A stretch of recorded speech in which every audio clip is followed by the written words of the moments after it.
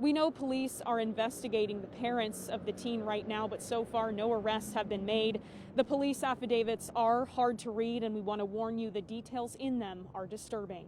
7 days before 15-year-old Carrion Walker Franks was pronounced dead in November, an aunt made a report to Child Protective Services saying the teen was a, quote, walking skeleton and falls down due to malnourishment.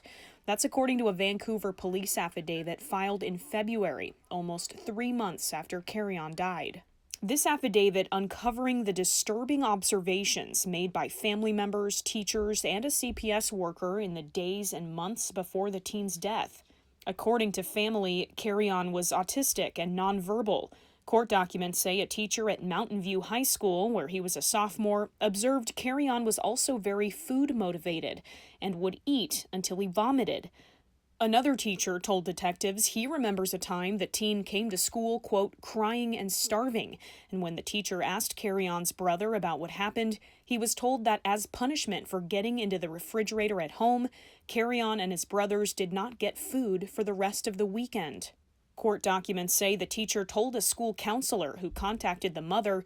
Child advocates say the better course of action would have been for the teacher to call police or CPS directly. The obligation is on the individual mandated reporter, not the organization or entity. So it's really incumbent upon folks to take that ownership and take that responsibility seriously.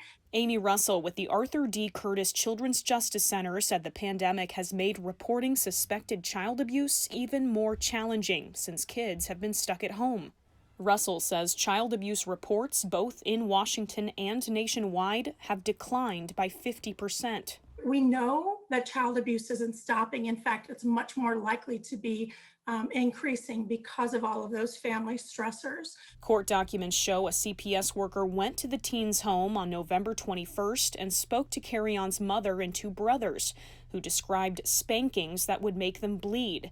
The Washington Department of Children, Youth, and Families couldn't comment on whether any action was taken after that home visit.